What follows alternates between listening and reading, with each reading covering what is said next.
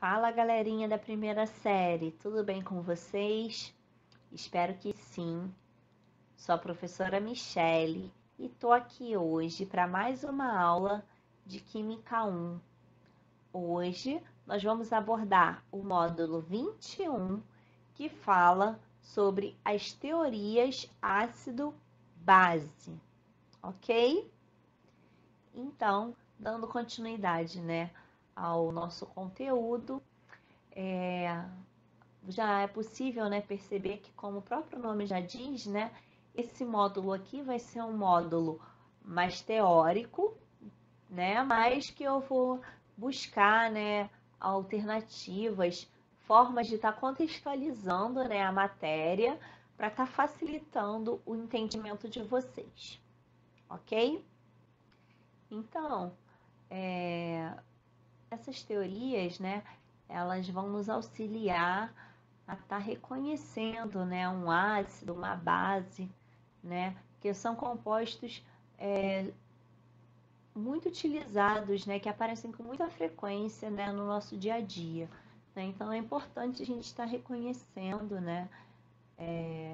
identificando as características para poder estar identificando o composto. Então, ácido, nós temos como alguns exemplos: suco de limão, vinagre, o ácido clorídrico, que é aquele ácido produzido, no estômago, durante a digestão, que auxilia a nossa digestão, então é super importante. Temos como exemplo de base, por exemplo, a soda cáustica, que é muito utilizada para desentupir pia, que é o hidróxido de sódio. Temos também o leite de magnésia, que antigamente era até usada com mais frequência, para casos de queimação no estômago, azia, então era muito comum, a pessoa estar fazendo uso, do leite de magnésia, que é composto por hidróxido de magnésio, que também é um exemplo de uma base, tá? Então, essas teorias vão ser importantes, para a gente poder estar identificando, se um composto é um ácido ou uma base. Vamos então ver um pouquinho dessas teorias. Então, nós vamos abordar, as 3 teorias mais importantes, que seriam a teoria de Arrhenius, a teoria de Bronsted-Lowry e a teoria de Lewis, ok? Bom, a teoria de Arrhenius vai ser a mais utilizada por vocês agora, nesse primeiro momento, na primeira série, tá? Tanto é que nos próximos capítulos a gente vai falar de forma mais detalhada, de ácido, de base, tá? Quando nós começarmos a ver as funções inorgânicas, ok? Mas, começando, vamos entender um pouquinho, para Arrhenius, como que seria, um ácido e como seria uma base. Então, para ele, ácido seria toda substância que em solução aquosa, ou seja, na presença de água, vai liberar íons H+, como único cátion. Então, eu tenho aqui, olha, alguns exemplos dos ácidos, na presença de água, liberando os íons H+, tá? Então, para o Arrhenius, os ácidos, basicamente, são substâncias que começam, tá, com hidrogênio, tá? Com exceção da água, apesar de H2O começar com hidrogênio, não é um ácido, tá? E todos esses compostos, na presença de água, vão liberar, esse íon H+, caracterizando assim esses compostos como ácido. Já a base, vai ser uma substância, né, que na presença de água vai liberar íons OH-, né, os chamados íons hidroxila, como único ânion. Então, nós temos aqui, olha, alguns exemplos também, né? Então, o NaOH, por exemplo, aqui, olha, na presença de água, vai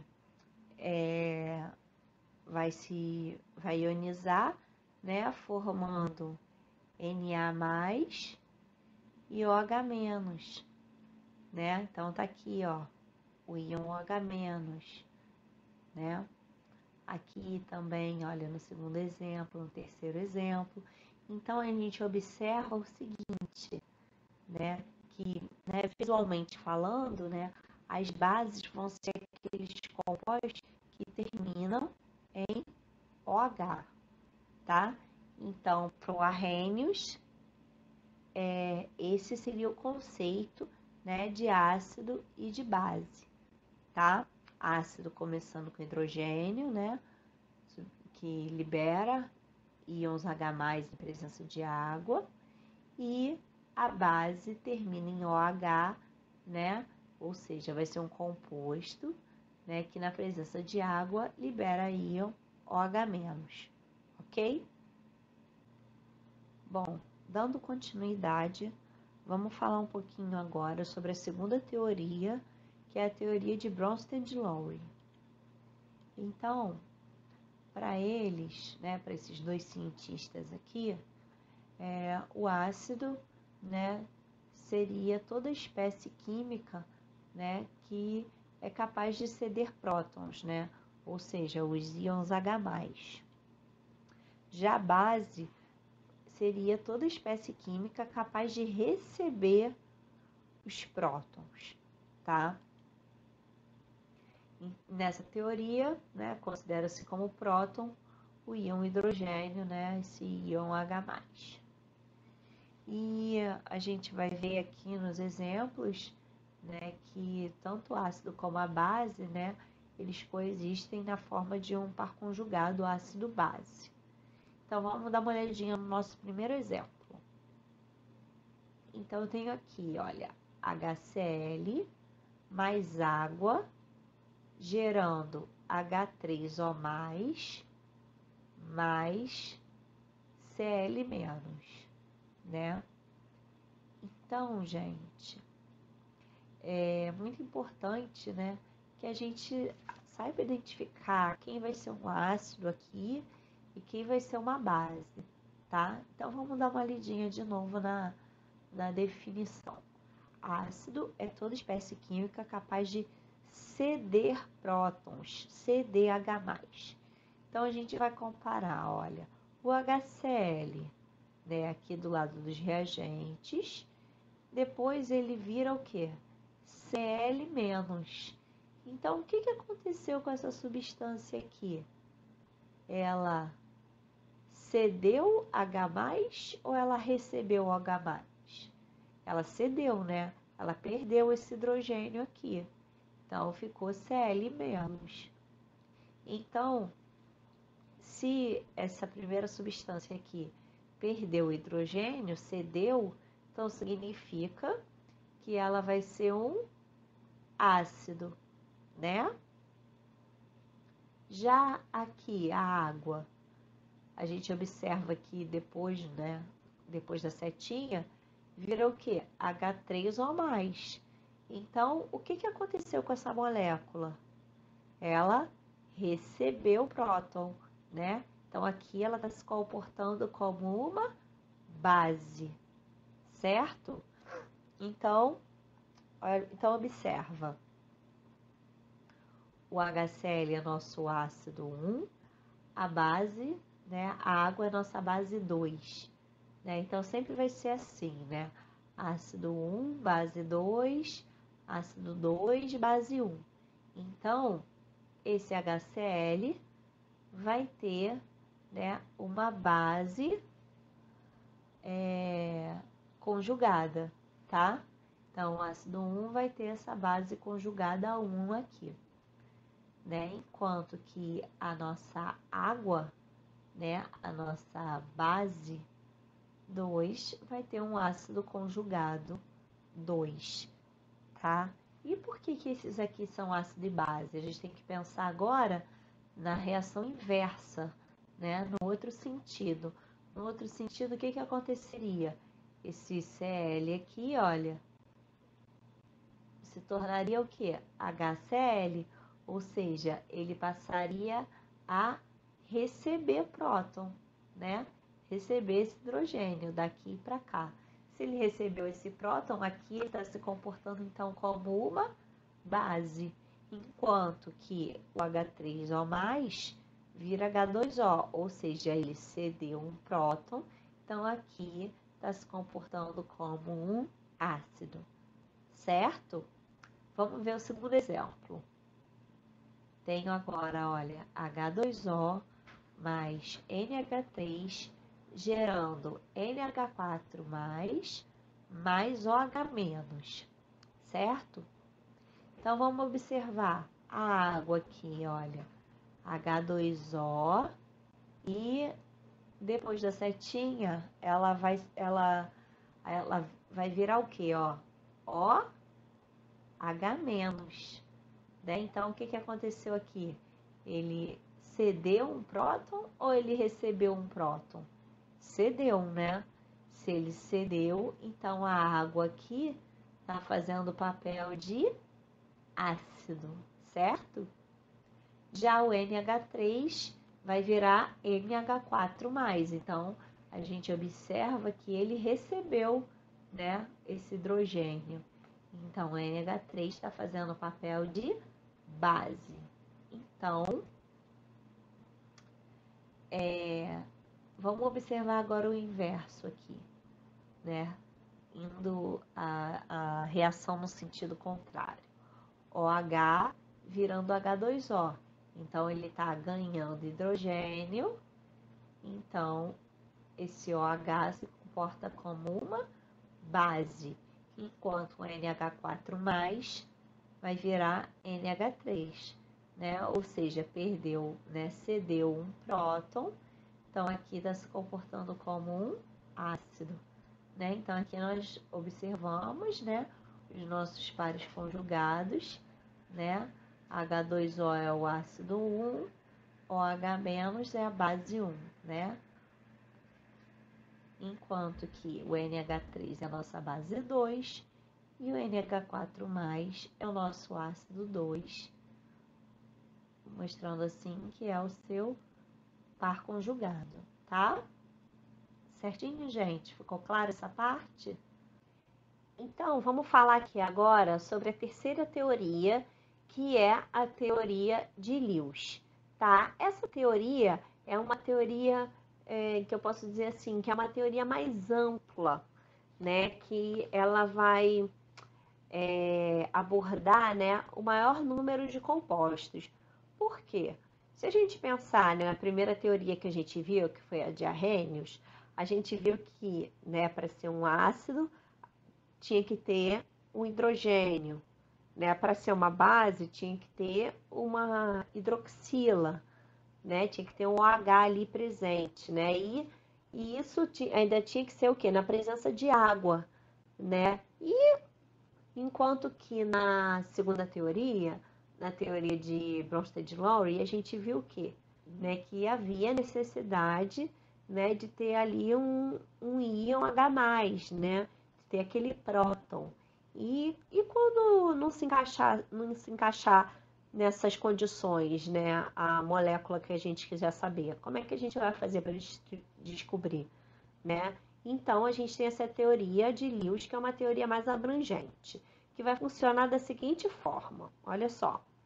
A gente tem, então, né, o ácido, né, que vai ser a espécie química capaz de receber um par de elétrons, e a base vai ser a espécie química capaz de doar, né, um par de elétrons.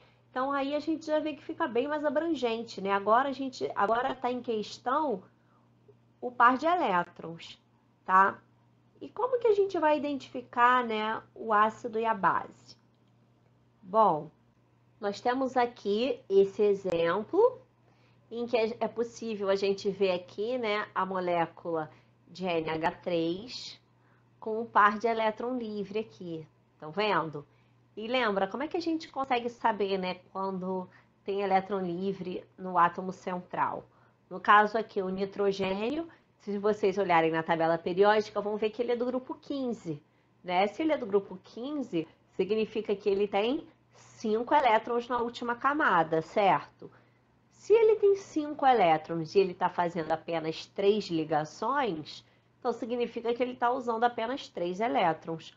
Logo, tem 2 elétrons aqui livres, né, sobrando, que são esses elétrons, né, que a base, né, vai poder doar, né, esse par de elétrons, né, que ela vai ser capaz de doar. Enquanto o BF3, o boro, ele é do grupo 13.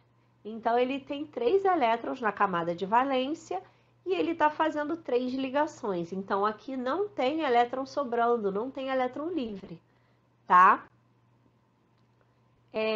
Outra forma também que a gente tem de pensar é o seguinte, o que acontece aqui?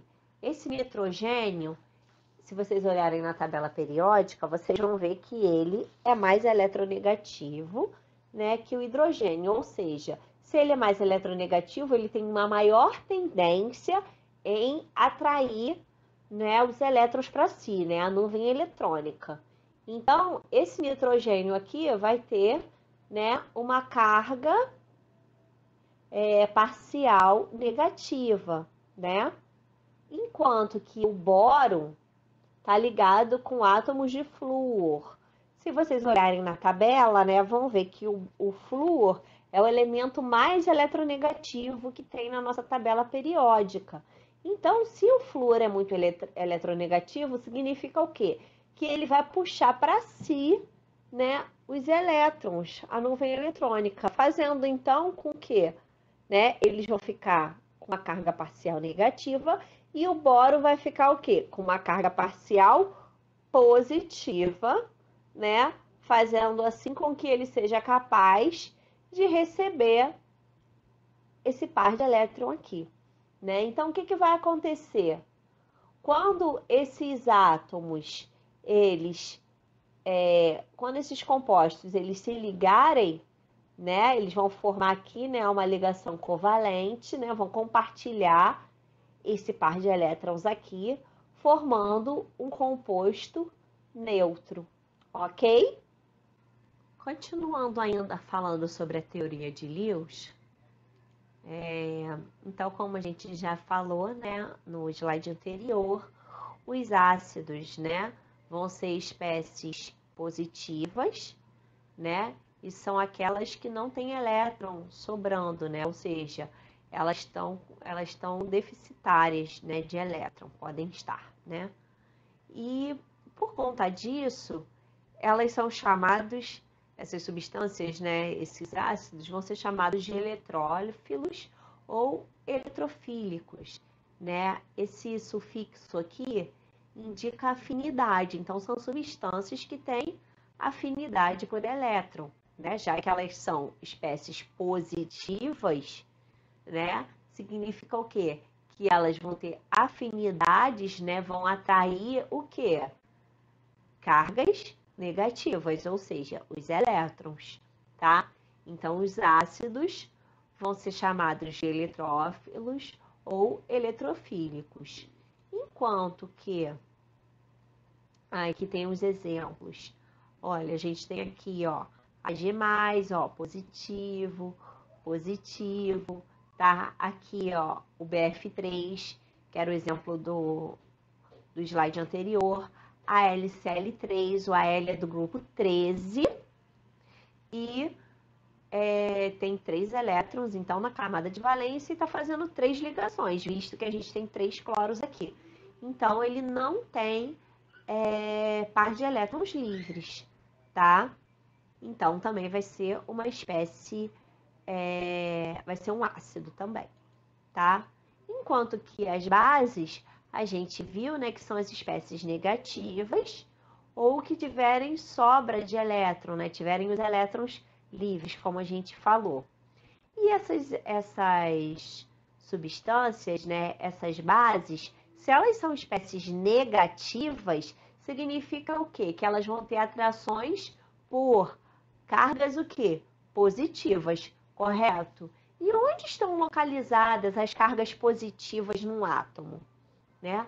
A gente já viu, né, lá no comecinho, que o átomo ele é formado por núcleo e eletrosfera, certo?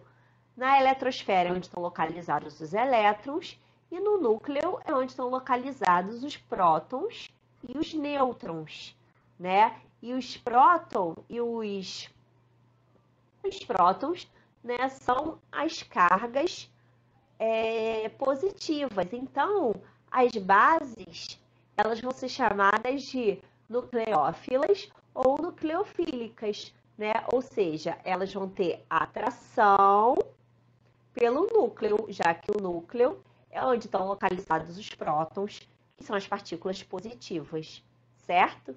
Elas vão ser atraídas por cargas positivas, já que elas são espécies negativas e os opostos se atraem. Tudo bem? Então, vamos ver aqui uns exemplos agora de base. Temos, olha, Cl-, ó, carguinha negativa, OH-, o NH3, né, que é o exemplo que a gente viu anteriormente, que está sobrando elétron, então é uma base, ok?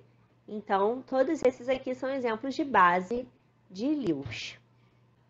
Bom, gente, agora que eu já falei das 3 teorias, né, até já comentei, né, o que diferencia uma da outra, mas eu coloquei esse slide aqui no final, resumindo tudo, né, confrontando, né, as 3. Vamos dar uma olhadinha. Então, o conceito de arrênios, né, como a gente já viu, que foi a primeira teoria que nós vimos, é válido para ácidos e bases apenas quando em presença de água, né? Então, é necessária, né, ter água, né, para a gente poder identificar se a gente tem um ácido ou uma base, né, segundo Arrhenius. Já, segundo o conceito de Bronsted e Lowry, a gente viu que esse conceito é aplicável mesmo na ausência de água. Esses dois conceitos exigem que as espécies químicas tenham hidrogênio, exigência que o conceito de Lewis não faz, né? Arrhenius a gente viu, né, que para ser um ácido tem que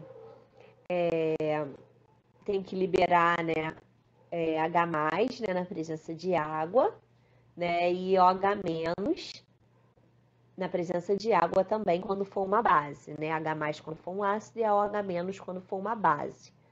Já segundo Bronsted e Lowry, a gente tem que ter, né, o próton ali, né, o H+, para a gente poder estar definindo um conceito. E para Lewis, né, não importa, né, a espécie química não precisa ter hidrogênio para que a gente consiga fazer a distinção entre o ácido e a base, tá? Então, por isso que o conceito de Lewis é o mais abrangente, né, das 3 teorias, ok?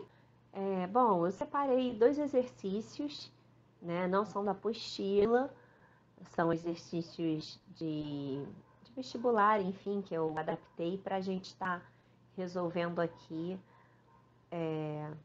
fixar um pouquinho, né, esse conteúdo que a gente acabou de ver. Então, o primeiro exercício diz o seguinte: a atividade humana tem sido responsável pelo lançamento inadequado de diversos poluentes na natureza. Dentre eles destacam-se a amônia, proveniente de processos industriais, dióxido de enxofre, originado da queima de combustíveis fósseis, cádmio, presente em pilhas e baterias descartadas. A amônia gasosa reage com cloreto de hidrogênio gasoso segundo a equação química a seguir. Então, a gente tem aqui, olha, a amônia no estado gasoso reagindo, né, com o cloreto de hidrogênio, né, que é o ácido clorídrico, aqui, ó, no estado gasoso, gerando o cloreto de amônio, tá? Explique, de acordo com os conceitos de Lewis, o fato de a amônia comportar-se como uma base na reação descrita. Então, gente, o que a gente vai fazer aqui? Né? Vamos olhar. Então, ele quer saber por que esse cara aqui, né? Por que a amônia é uma base, né? A gente viu, quando estudou Lewis, que a base, né? Os compostos que vão se comportar como base vão ser quais? Ou são aqueles que tiverem, né, a carga negativa, que não é o caso aqui, ninguém está com carga nenhuma, ou que tiver o quê? Par de elétrons livres, né, sobrando. Ué, professora, mas ninguém aqui está com aquele parzinho de elétron. Então, você vai ter que fazer o quê?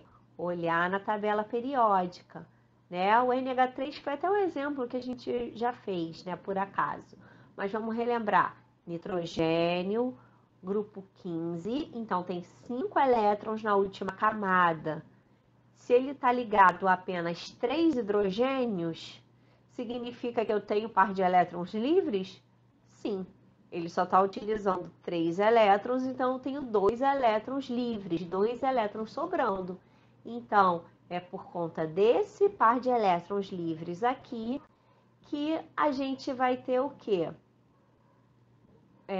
A amônia se comportando como uma base, tá? Por conta do par de elétrons livres, ok?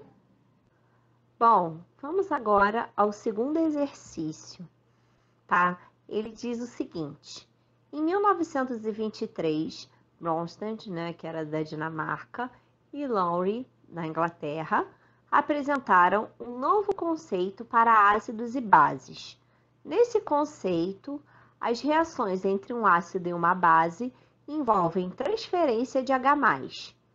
O ácido doa e a base recebe, e no equilíbrio identifica-se a presença de 2 pares ácido-base conjugados, de maneira que, para cada par, o ácido tem um próton, H+, a mais do que a sua base conjugada.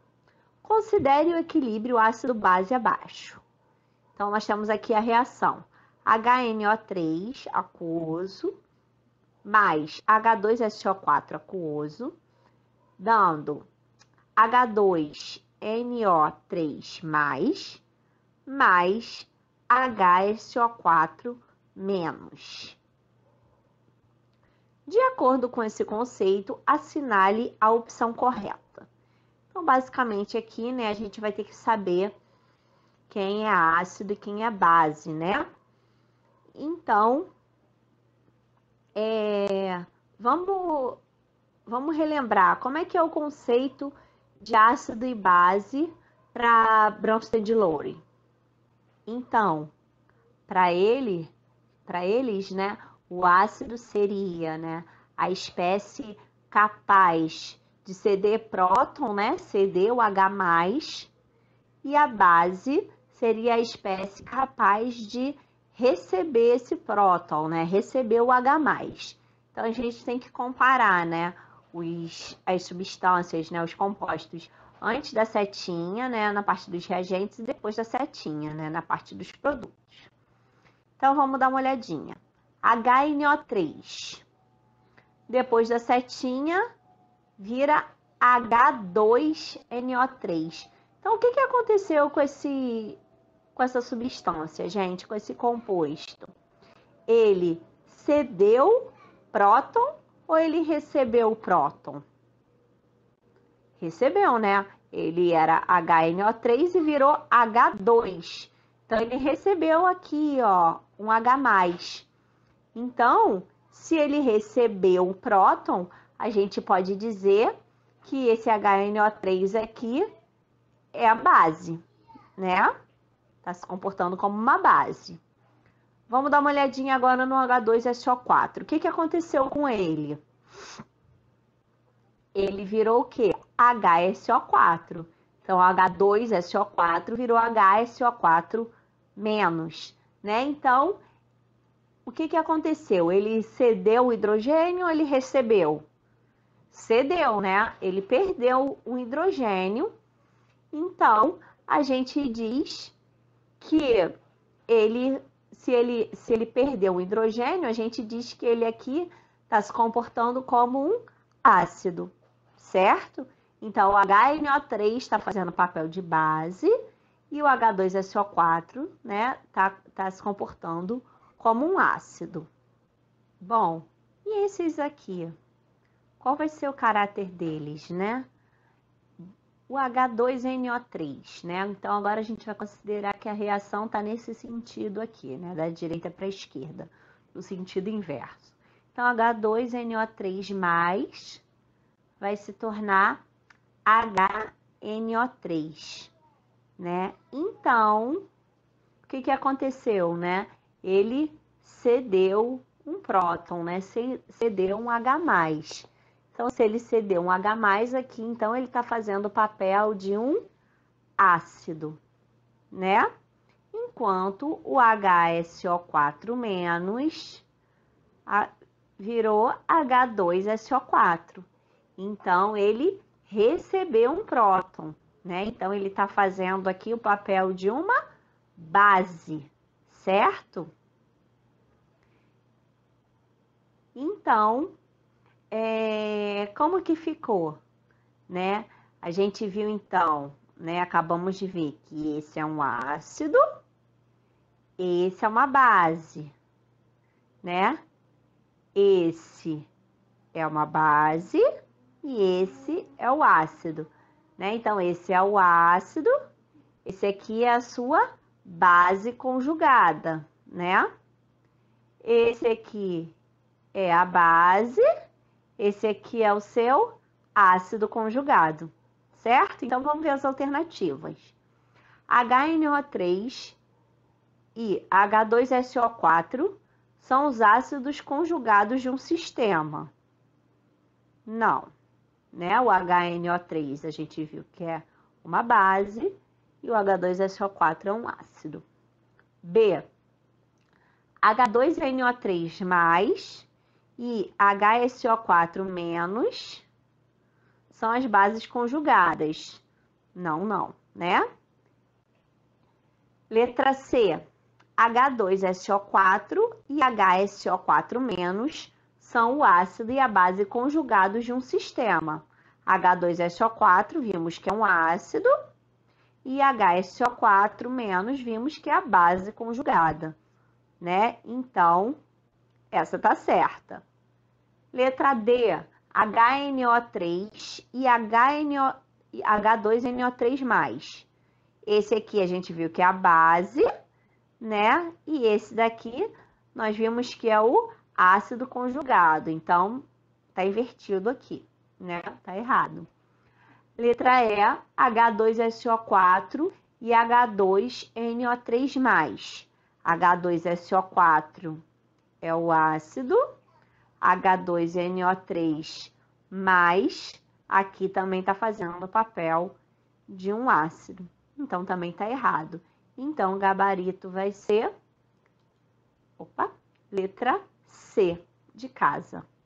Ok, gente? Então, a nossa aula termina por aqui. Ficou alguma dúvida, pessoal? Espero que não, espero que as dúvidas tenham sido sanadas. Façam os exercícios da apostila, né? Assistam a aula ao vivo, né? Para estarem acompanhando a resolução dos exercícios. E a gente se vê em breve para a nossa próxima aula, ok? Beijo grande, gente. Fiquem bem, permaneçam em casa e até a próxima. Tchau, tchau!